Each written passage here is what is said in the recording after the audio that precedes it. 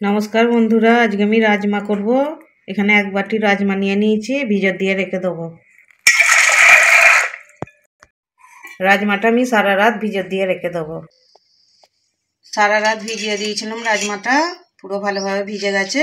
এবার আমি সেদ্ধ করে নেব। এখানে লবঙ্গ, এলাচ আর ডালচিনি নিয়েছি, একটা তেজপাতা দিয়ে দিচ্ছি ছিঁড়ে, এগুলো দিয়ে দেবো। রাজমাটা দিয়ে দেবো।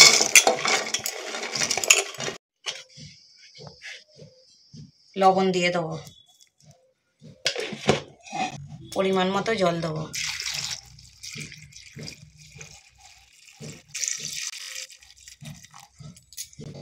সেদ্ধ করতে দেবো। গ্যাসটা জ্বেলে দিয়েছি, আমি দুটো সিটি মেরে নেব। রাজমাটা আমার সেদ্ধ করা হয়ে গেছে, নরম হয়ে গেছে। আমি মোট 4টে সিটি মেরেছি।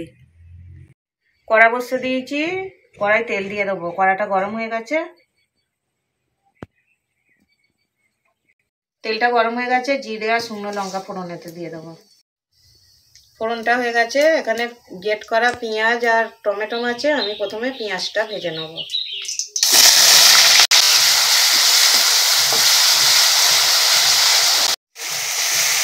পেঁয়াজের সাথে আদা রসুনটাও ভেজে নেব। আদা রসুন একসাথে বাটা আছে, এটাও আমি দিয়ে ভেজে নেব।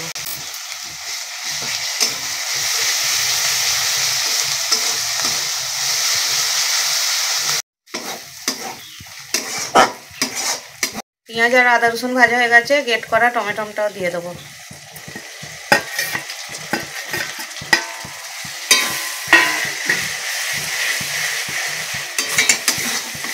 ভালো করে ভেজে নেবো, টমেটোর কাঁচা গন্ধটা চলে যাওয়ার জন্য।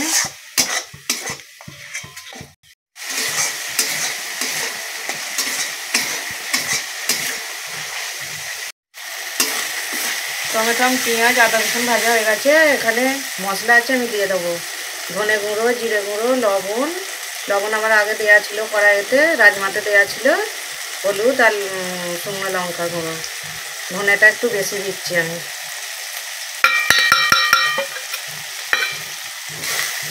ভালো করে কষে নেবো মশলাটা।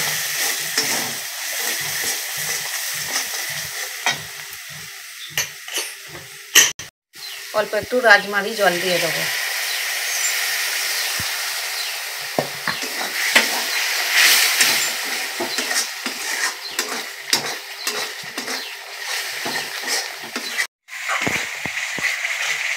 মশলাটা ভালোভাবে কষানো হয়ে গেছে, তেল ছেড়ে গেছে। আমি এবারে রাজমাগুলো দিয়ে দেবো।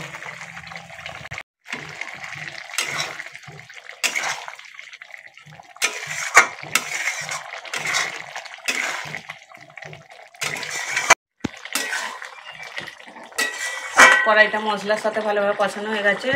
কুকার ধোয়া অল্প জল দিয়ে দেবো। কিছুক্ষণ ফুটতে দেবো।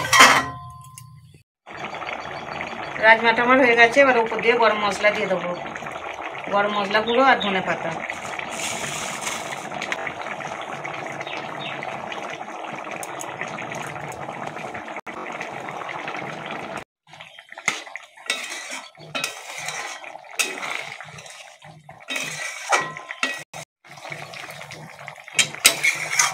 রাজমাটা হয়ে গেছে, আমি এবারে নাড়তে নেব।